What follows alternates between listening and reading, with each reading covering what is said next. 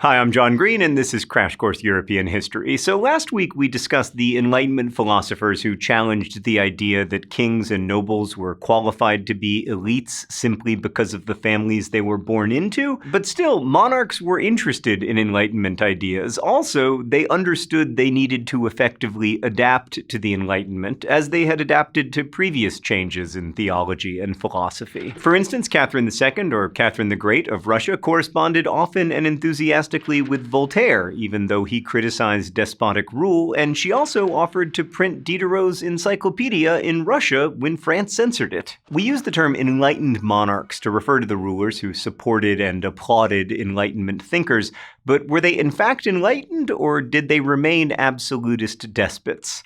The answer will surprise you, unless you have even a passing familiarity with despots.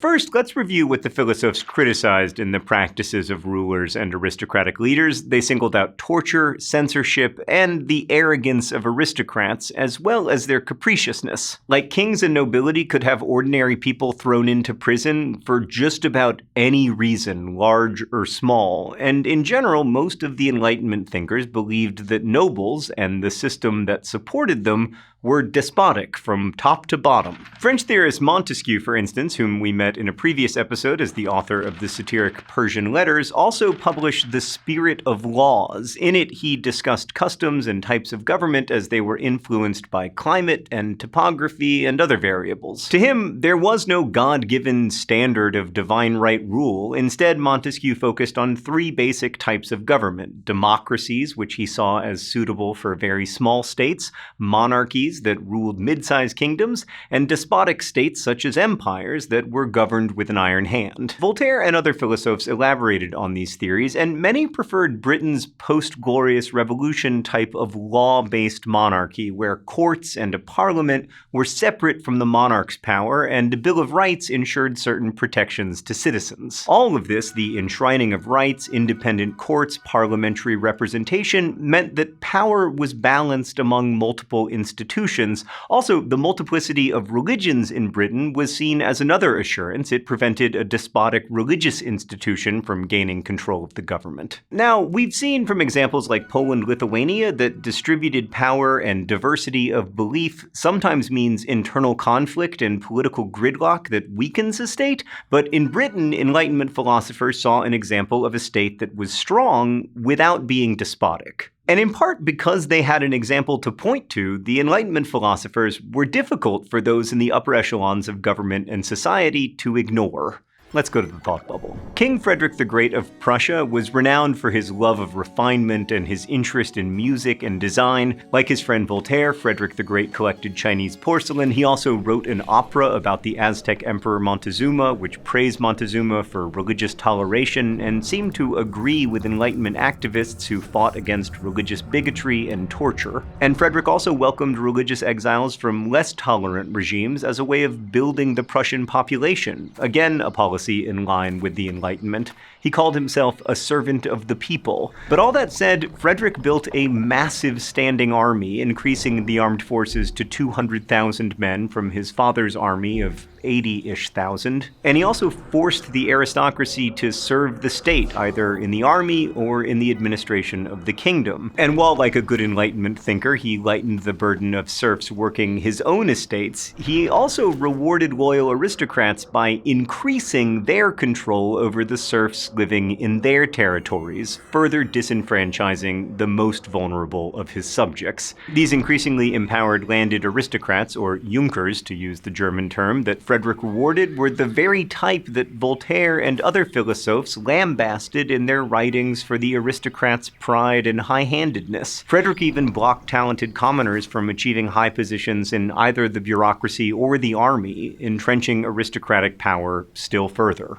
Thanks, Thought Bubble. At any rate, as a result of the supposedly enlightened Frederick the Great's policies, men of aristocratic pedigree in Prussia continued to have a major say in politics and the army into World War I and even beyond. And then there was another of Voltaire's friends, the aforementioned Catherine the Great of Russia. For someone who disliked absolutism, Voltaire sure was pals with a lot of absolutists. As Tsar, Catherine sought to standardize codes of laws and regulations, which had an Enlightenment-ish tinge, but it was mostly an attempt to ease the struggle between all the groups that wanted to shape royal policy, like how new monarchs would be selected. The people who fought over these decisions included clans and factions of the royal guard and groups of influential clergy and cliques among commercial traders and ordinary citizens, so Catherine summoned representatives from all these social groups for their input. And she found that each only thought about bettering their own privileges or lot in life. The serfs seemed to have the most need for help, while merchants wanted the right to own serfs, and the nobility wanted, of course, more of everything. Ultimately, Catherine failed in getting representatives to think first and foremost of the needs of the empire as a whole. Now, like other enlightened monarchs, Catherine's policies did aim to be rational, but this was mostly true when it came to consolidating state power, which, of course, benefited her office. So one could argue she was also focused on her interests over those of the empire.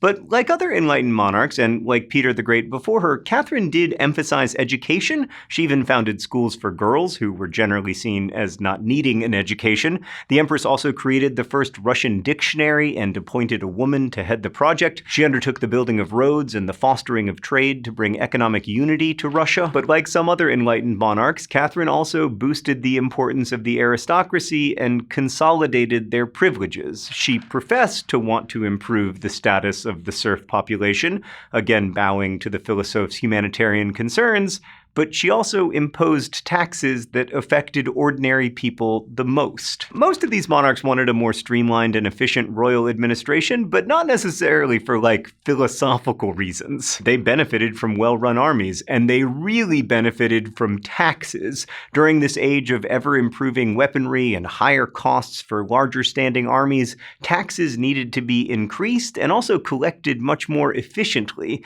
In other words, governments needed to operate rationally, not according to the whims of fate or individuals, but according to the needs of the state. In 1770, for instance, Habsburg Empress Maria Theresa, who, despite that portrait, was not twin sisters with Catherine the Great, deployed soldiers to renumber the addresses of urban housing and standardize those addresses across culturally diverse groups, some of whom didn't even speak the same language. The soldiers were told to count the empire's subjects, but also to listen to their individual reports on their health and well-being. And this self-reporting served to unify the empire's wide range of inhabitants by showing them that the state cared enough to count them and ask them about their needs. That might seem minor today, but consider being an 18th century peasant who rarely, if ever, had meaningful contact with the imperial government. Toleration was another Enlightenment ideal that also served to increase the number of useful citizens in an empire, like when Maria Theresa's successor, Joseph II of Austria, announced the emancipation of the Jews in the Habsburg Empire during his administration. He decreed that Jews could not use their own language except in religious services, which was a way to try to integrate them into the imperial workforce.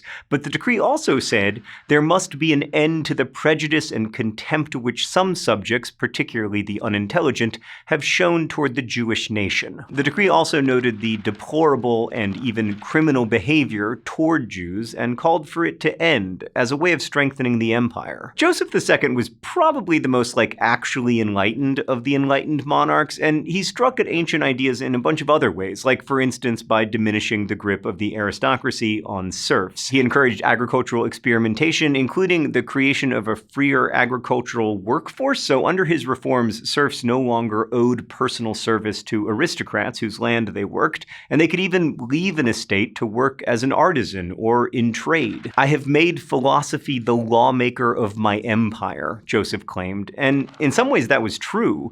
But the aristocracy rebelled, and after Joseph's death, his brother and successor rolled back those Enlightenment reforms. Around the same time that Joseph was ruling Austria, in the French home of the Enlightenment, rulers like Louis XV were also listening to the voices of change and attempting to follow them, but, without losing power. Then, as now, everyone wanted change so long as it did not affect them negatively. So French rulers tried to reform taxation and streamline government by getting rid of the Parlement, which blocked the monarchy's attempts at making taxes a bit more equitable. The Parlement registered royal decrees, and their members could sell their jobs to the highest bidder.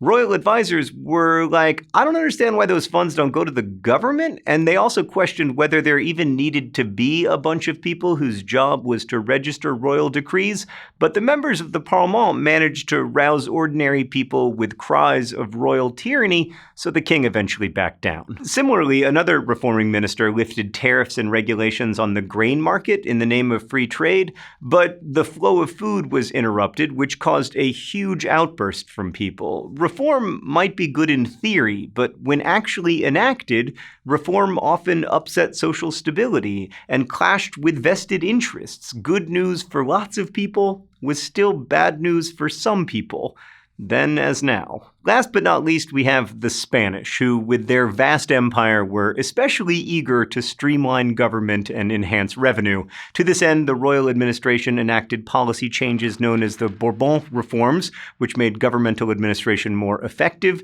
especially when it came to collecting taxes. These reforms also allowed people of Spanish descent born in Spanish colonies to rise a bit higher in the colonial bureaucracy and army, but they were still prevented from reaching the very top echelons, as, of course, were native people. Also, because the royal administration saw the Catholic Church in the colonies as competing for local people's loyalty and siphoning off funds, the administration outlawed the Jesuits, alleged to be at the head of a corrupt and influential pack of theologians who were trying to get people to be loyal to Jesus instead of to the Spanish king. All right, the stained glass window is back, which means it's time for the conclusion. So, Enlightenment thought, which was rich and wide-ranging in possibilities for change, was not universally popular, and all of these reforms had their detractors. At times, urban people objected as prices rose or as food became scarce because of changes in trade policies, and in cases where aristocrats were losing command over serfs or having to pay additional taxes, like in the Habsburg monarchy,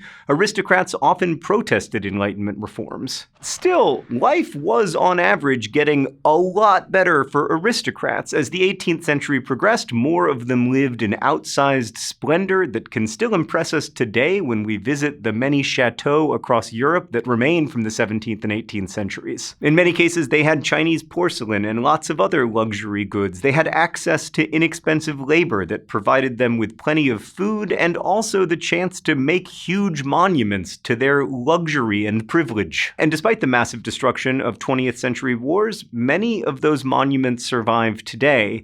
But little remains of the rising poverty of the 18th century. That growing poverty occurred alongside growing European know-how and productivity, and the poor saw that the rich were getting richer even as they were often eating bread cut with sawdust. As governments consolidated their administrations and waged an almost unbelievable number of wars, the poor would approach a breaking point, and beginning in France, they would rebel against the aristocracy. Changes were coming that not even enlightened monarchs could adapt to. Thanks for watching. I'll see you next time. Thanks for watching Crash Course, which is made by all of these nice people and filmed here in the Jaden Smith Studios in Indianapolis. Huge thanks, as always, to our animators at Thought Cafe. Also, we've got lots of other Crash Course for you, including our video about Candide, so check that out. Thanks again for watching, and don't forget to be awesome.